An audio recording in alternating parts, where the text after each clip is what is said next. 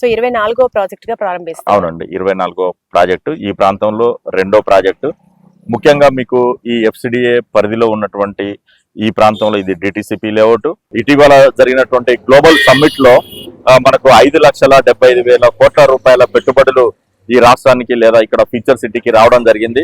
ముఖ్యంగా దాంట్లో మీకు ప్రభుత్వమే నేరుగా స్కిల్ యూనివర్సిటీని నిర్మిస్తున్నది, ప్రభుత్వమే A1 సిటీని నిర్మిస్తున్నది, స్పోర్ట్స్ యూనివర్సిటీని నిర్మిస్తున్నది, స్పోర్ట్స్ కాంప్లెక్స్ నిర్మిస్తున్నది.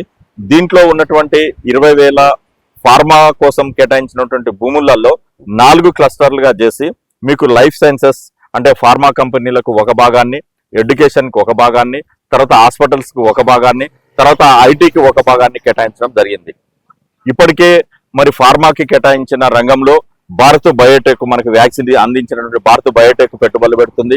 తర్వాత మీకు బిఈ కంపెనీ బయాలజికల్ లిమిటెడ్ పెట్టుబడులు పెడుతుంది, అరబిందో పెడుతుంది, హెటిరో పెడుతున్నది, MSN కంపెనీలు పెట్టుబడులు పెట్టడానికి ముందుకు వచ్చాయి. దీనికి తోడుగా మరి ఫిల్మ్ ఇండస్ట్రీని కూడా అభివృద్ధి చేయడం కోసం ఫిల్మ్ ఇండస్ట్రీలో అన్నపూర్ణ స్టూడియోస్ నిర్మిస్తున్నారు. అదేవిధంగా సల్మాన్ ఖాన్ ఏర్పాటు చేయబోయే ఫిల్మ్ యూనివర్సిటీ ఇండస్ట్రీ కూడా మనకు ఈ ఫ్యూచర్ సిటీలో రాబోతున్నది.